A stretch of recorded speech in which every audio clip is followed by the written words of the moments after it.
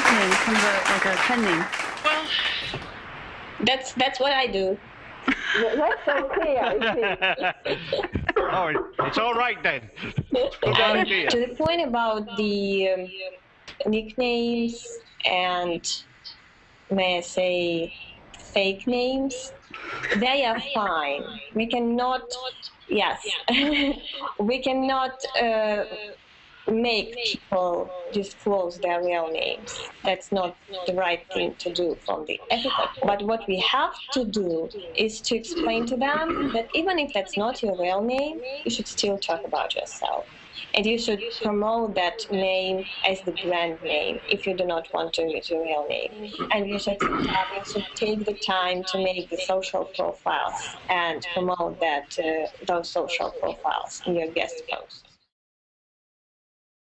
I just find it sounds more genuine if you don't say, I'm writing on behalf of... For example, I could say, hey, I like Chihuahuas and I love to buy Chihuahua dog food at such and such a pet store or something. That would be a good byline? Or Sure. Yeah. That would be okay. You know, the byline should be really about the author. I have come across a couple instances where the writer or the author or the SEO person, where they say that their client insists that they have to say in some way that they wrote it on behalf of somebody else.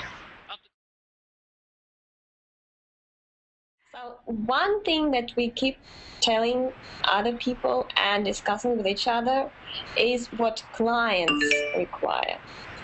And we can totally tell that we have a lot of agencies at MyBlogGuest that try to accommodate their clients.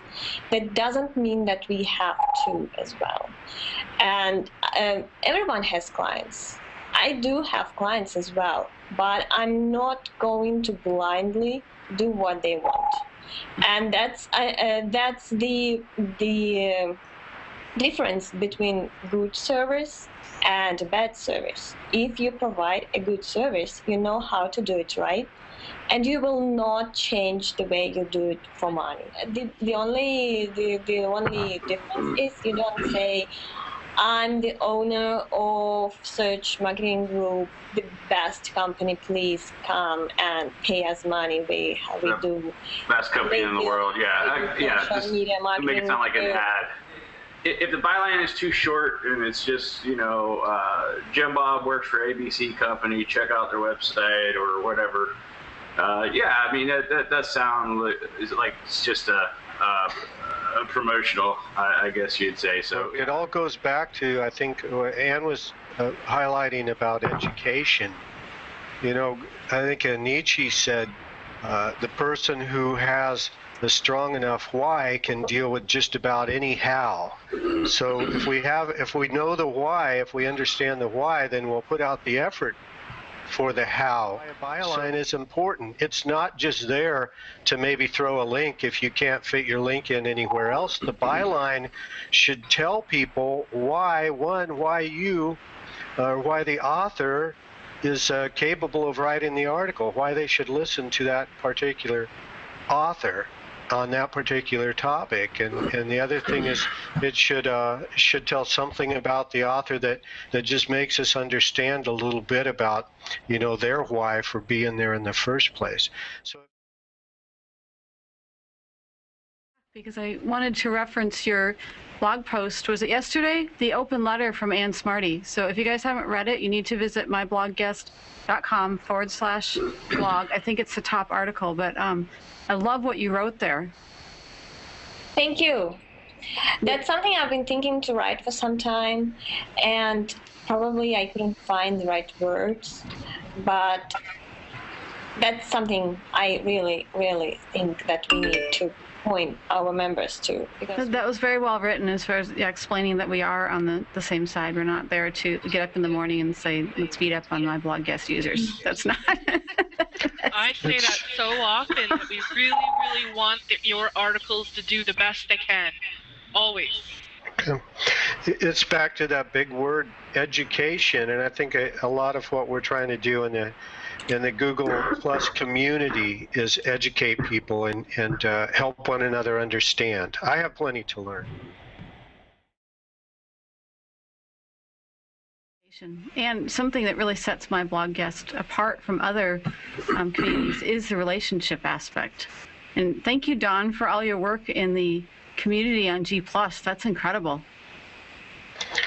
Well, it takes all of us, Deborah, and I think it's exciting to see people pitching in, and I've seen the numbers rising and seen more people come in and talk about things. I think it's refreshing to find a community that really is a community that wants to discuss things and help one another grow, rather than just a place to pop in and drop a link and run. So it's fun. I enjoy it myself. But I think it actually takes some work to build that. So many people are used to the flyby postings all over the internet, and to be able to say, hey, MyBlogGuest is different. Thank you, Anne, for making MyBlogGuest different like that, and not just a platform, but a relationship building tool as well. The other thing about building relationships through MyBlogGuest, people really miss, is that in the long term, you can stop paying money anyone and just live on those relationships. It's true, if you use too much anchor text, that definitely will work against you. So it's very important not to use the same anchor text over and over. There's another aspect that a lot of SEOs miss, is that Google does look at more than just what's in the anchor text. So they look at things such as relevance and also keywords that are in close proximity to the link. So we see Google talk about paid links more often today, and we see many people suffer from that. And that's why even though links you get through MyBlogGuest are in no way paid, we want to make sure they don't look like paid. And that's sad, even that we have to talk about that, because that's something really sad, because I didn't think that we will ever have to deal with that when talking about guest blogging. But we have, and that's why our main rule, and the shortest one, make sure your links flow naturally, and make sure they are surrounded by other links. That's the part of they are flowing naturally. Don't use exact match anchor text, no matter how much you're paid to do that. Try to link to pages, not home pages, to deep pages, to articles on your site.